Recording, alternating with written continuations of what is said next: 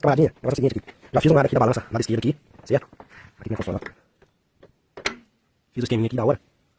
Agora eu vou mostrar como foi feito isso aqui.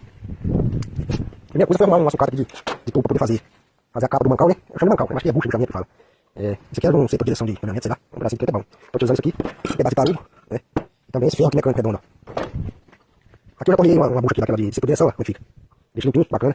Já tô fazendo outra aqui, certo? Já tem estreado. E vamos que vamos, meter mais nesse trem.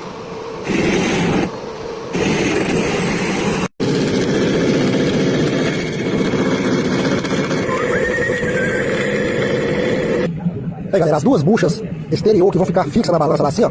Essas aqui vão ficar fixas, entendeu? Aí agora eu vou fazer duas buchas que vão ficar dos dois lados, pressadas aqui, com um espacinho no meio. E dentro dessas buchas vão passar outra bucha.